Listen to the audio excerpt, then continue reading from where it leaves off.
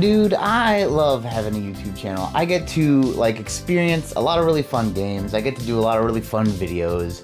And I also mainly get to make a lot of really cool friends. If you've watched my channel for any amount of time, you know that I'm obviously into collecting physical games, collector's editions, and limited printed games. It's just kind of who I am. I will say that once in a while, stuff slips by, right? Super Rare came out with a game that I was highly interested in for the Switch called Flynn, Son of Crimson. It looks really fun. I know it's on Game Pass. I haven't checked it out yet though. Completely going in blind. But, you know, they had a Switch version come out, like I said, and I was all about it. It sold out in like 10 minutes. I mean, that was done deal, you know. I'm in several groups on Facebook for limited printed games, limited run collecting, etc. And you know, hey, the alert went up, hey, this thing's live. And I mean, I was at work and literally 10-15 minutes later it was gone. But you know, I reached out in the group, and hey, great community, by the way, you guys, big shout out to you guys. But I reached out in the group just kind of almost as a joke in a way, and made a post. It was like, hey, did anybody buy 2 copies? Because the limit was 2, of course. And, you know, not expecting anyone to be like, yeah, man, you know, I'll give you one, or, you know, for the price, of course. In fact, most of the reactions were like the laughing emoji, which like really makes sense because these games are so hard to get. Like, you know, who's going to give up one of their copies? But then my man Francois jumps in and he's like, yo, I got 2 copies. You know, I'll hook you up. And man, this guy, he sent me the game, you know, literally for cost plus shipping, like, you know, no gouging, none of that stuff. I mean, just stand up, great dude in a great group. I'm just super duper happy. So because of that, I'm going to go ahead and do a video showing off Flynn, Son of Crimson.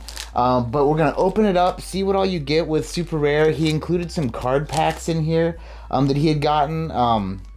And I'm going to check out the game. It's going to be like a first kind of thing for me. So rather than like a review of a lot of stuff, it's going to be like kind of like an impression thing. But I'm really looking to jump into this. So without further ado, let's go. So I have a few super rare games, like I think like 3 or 4 of them. But I just realized I don't think I've actually ever opened up any of these on the channel before. So theirs are kind of shipped weird. They come in this like plastic sleeve with a little sticker on them. So I like to be kind of careful with that if I can, just because, like, why destroy stuff for no reason? But open her up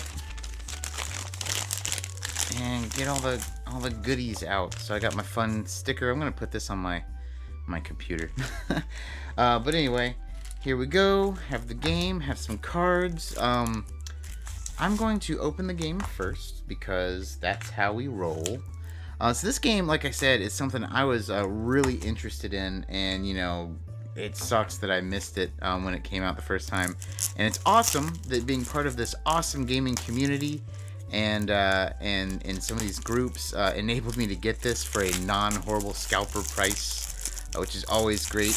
One thing I will say about Super Rare, and there's several other companies like this. They're all based out of the UK. So they, you know, have the sticking around, have the PEGI rating rather than the you know, ESRB, or in Japan, I forget what they have. But here you go. So you have like this really cool picture on the inside.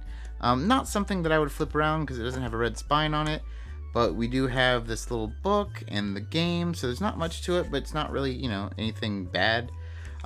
Looks like it's an art book, so this is cool. So I don't know much about this game. I know that I have been, after seeing some stuff about it, like right before I missed the pre-order, I was like, man, I like the pixel art. I think it looks really good. Reminds me a lot of like the really high-end art you got in like Dragon Marked for Death. So I was really hyped, and then I missed it, and then my heart broke, and then the wings have now unfurled. So that's everything that you get in the game itself. I'm going to give some impressions here in a second, but while we're here, let's open up these cards, right? The cards are always fun. Super Rare does theirs different than Limited Run. You actually kind of buy their cards, but they're relatively inexpensive. But they always have, and there's like a lot of cards, and they always have to do with the game. So let's see what we have. You know, here's like the card for the game, but it looks like we have Flynn, the main character. Dex, which I guess is the guardian of the place, crushes through enemy walls and bleedy bleedy blow.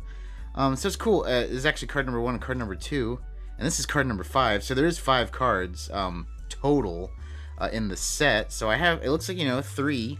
Hopefully I don't have too many dupes. I mean, really, if I open up this set of cards and get at least the other 2, I could have the whole set. So this is a cool one. This is card number 5. Looks kind of like a Super Saiyan version of Flynn. I'm sure I'll find out what that's about in the game. I don't know if I'll get that far in the review, but we'll see. Last 3 cards. Come on. Come on, something cool. First off, a cool holographic version of that card. That's cool. Looks like a duplicate of this guy and number 4. So I now have 2 number 1s, a number 2, a number 4, and a regular and holographic version of 5. If anyone wants to trade a Flynn for whatever number 3 is, hey, let me know, because I'm all about it. But regardless, these are awesome. Thanks again so much, Francois, for getting these to me. This is a really great thing you've done for me. So without further ado, let's actually check this game out. So like I said, as I'm recording this, I actually have gotten to play, according to the percentage of the save file, I've gotten to play like around 20% of the game. And you get to do some pretty cool stuff in this game. It's first and foremost an action platformer. Run around, jump around, use a sword, shoot shots. I will say that one thing that stands out to way like old school, where newer games aren't doing this as much, is this overworld map. The overworld map is like reminiscent of like Mario World. The cool thing about this map is it tells you, if you've gotten like the big secret item in each level. It tells you if there's multiple exits and if you've gotten them all or not, denoted by if the gem is full or not, or halfway full. And also, as you progress through the story, just so you don't get lost, it'll actually have an exclamation mark on where you're supposed to be, which is cool. Like if you've like played it recently but haven't played it in like a little while. So it's really kind of cool in the sense that like you won't get lost. I'll also say that one thing, I don't want to spoil the plot at all, so I'm not even going to talk anything about the plot, but it's interesting. It's enough to keep me engaged anyway. I do like that you can go to these towns and kind of like everyone has like a personality and a little story, and everyone's kind of there to talk to you. It just feels really kind of lived in. Later in the game, as you play the game, you get different abilities, and you also collect red gems constantly, and after a good chunk of the game, maybe about 15% of the game, you do get the ability to spend those gems on upgrades, and they have like a big upgrade tree where you can upgrade how much health you have.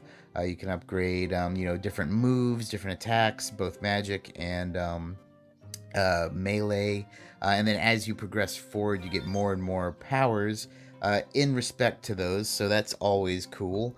I will say that one thing that's really cool is a little bit later in the game you unlock the ability to, call it whatever you're gonna call it, but you might as well just say Demon State. My first thought was Devil May Cry Demon State, and yeah, once you do that, basically you can activate Demon State, use your gauge, and go berserk on people.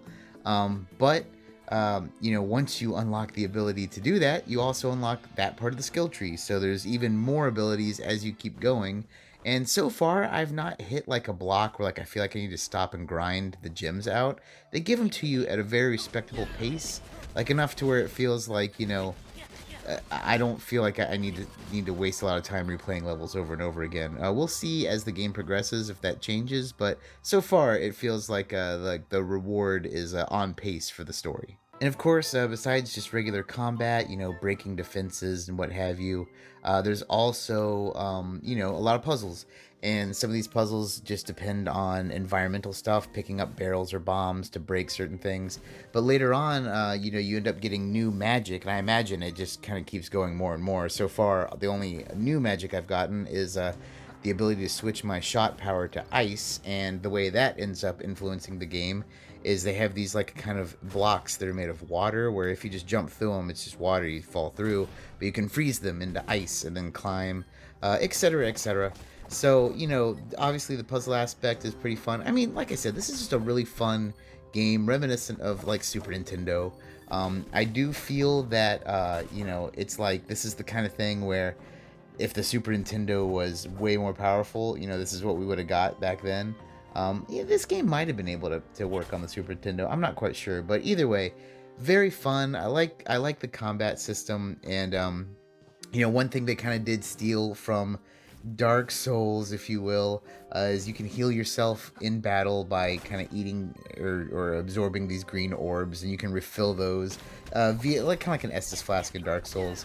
But yeah, I mean, you know, this game isn't just walk in and slash till you win. I mean, there's a lot of, you need to roll and dodge. You know, the combat is you know, not easy. It's not brain dead. So, you know, on the whole, I think this is a very fun game. Like I said, if you weren't able to get the physical copy, you can of course buy it digitally. And currently, as of making this video, if you have Game Pass, you can actually play it there for free. So, you know, hey, check it out.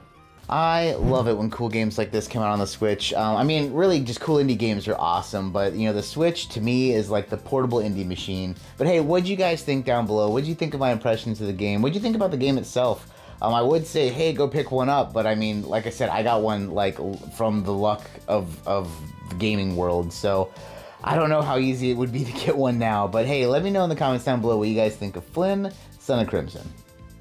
Anyway, guys, thanks so much for watching. Thank you so much for subscribing. If you haven't, please do. It would be super duper cool. But hey, as always, my friends, take it easy.